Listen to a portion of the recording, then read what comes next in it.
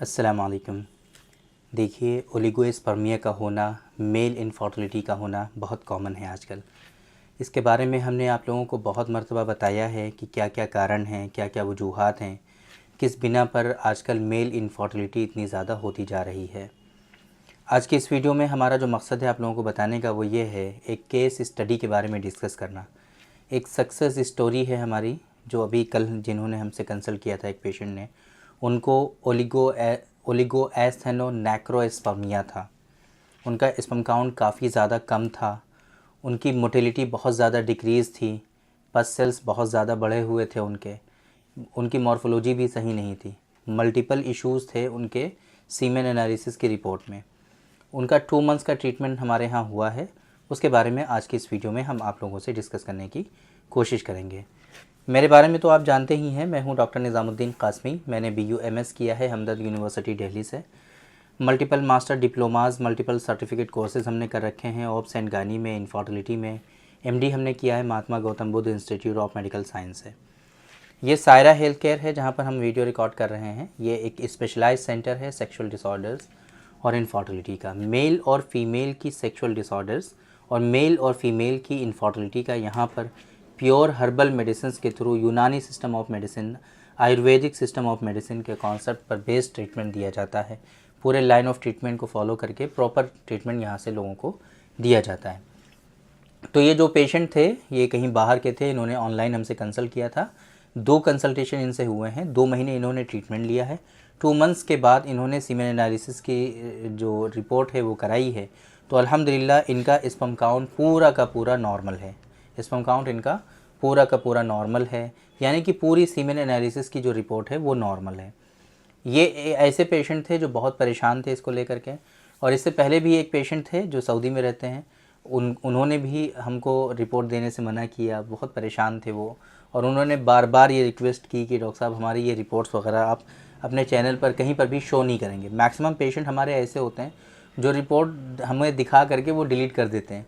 वो चाहते नहीं हैं कि पब्लिकली ये सारी चीज़ें आएँ।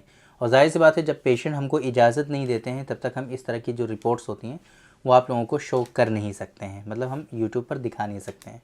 जब पेशेंट हमें इजाज़त दे देते हैं तब हम दिखाते हैं। अब वो चीज़ें हमारी समझ में नहीं आती हैं कि बहुत सारे लोग ये रिक्वेस्ट करते हैं कि आप पेशेंट के साथ वीडियो बनाइए। हमारे पेशेंट ऐसे हैं कि जो रिपोर्ट देने को भी मना करते हैं, रिपोर्ट दिखाने को मना करते हैं, तो वीडियो हमारे साथ कैसे शूट कर सकते हैं वो लोग।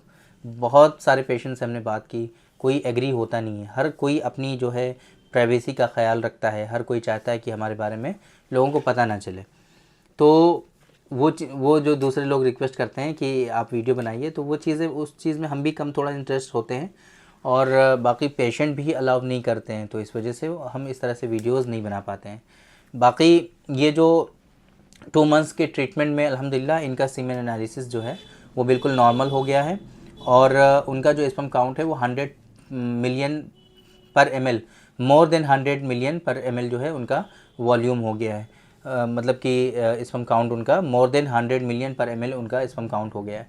उनकी मोटेलिटी भी बहुत ज़्यादा अच्छी हो गई है। मॉर्फोलॉजी नॉर्मल 60% इनके जो हैं स्पर्म अभी फ़िलहाल हैं।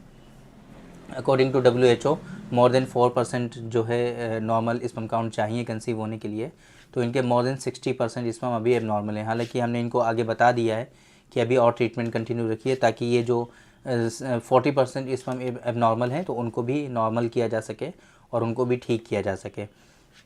तो इस तरह से यूनानी सिस्टम ऑफ मेडिसिन के ट्रीटमेंट को, कॉन्सेप्ट को जब फॉलो किया जाता है, प्रॉपर मेडिसिन्स यूज़ की जाती हैं, जो चीज़ें हम आपको रिकमेंड करते हैं उसको जब आप फॉलो करते हैं, तो इस तरीके से लोगों में रिज़ल्ट्स देखने को मिलते हैं।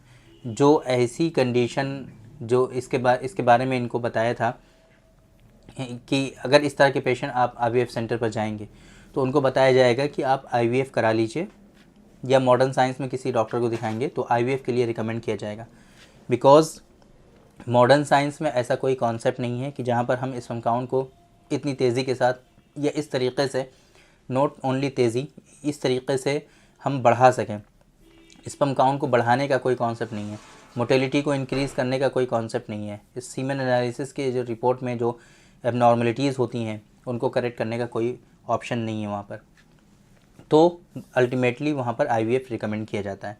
तो अगर आप इस तरह से परेशान हैं बहुत ज़्यादा अपनी रिपोर्ट्स को लेकर के, इनफर्टिलिटी को लेकर के, तो एक मरतबा हमारे सेंटर पर विज़िट करिए। ये बाराबंकी उत्तर प्रदेश में सिचुएटेड है। अगर आप नहीं आ सकते हैं तो एक मरतबा अपनी सारी रिपोर्ट के साथ हमसे ऑनलाइन कंसल्ट करिए। हमारी वेबसाइट है www.sairahealthcare.com। इस वेबसाइट पर विज़िट करके आप अपना अपॉइंटमेंट शेड्यूल कर सकते हैं और डायरेक्टली हमसे ऑनलाइन कंसल्ट कर सकते हैं। तो उम्मीद करते हैं कि आज के इस वीडियो में जो इन्फॉर्मेशन हमने आप लोगों को डिलीवर करने की कोशिश की है वो आप लोगों को ज़रूर समझ में आई होगी और आज की इस वीडियो से आप लोगों को ज़रूर फ़ायदा हुआ होगा। तो थैंक यू वेरी मच, बहुत बहुत शुक्रिया आपका। आज की इस वीडियो में इतना ही। इंशाल्लाह कल फिर मुलाकात होगी आपसे एक दूसरी वीडियो में। हम डिस्कस करेंगे आपसे एक दूसरे टॉपिक पर। तब तक के लिए आप हमें इजाज़त दीजिए। अस्सलामु अलैकुम।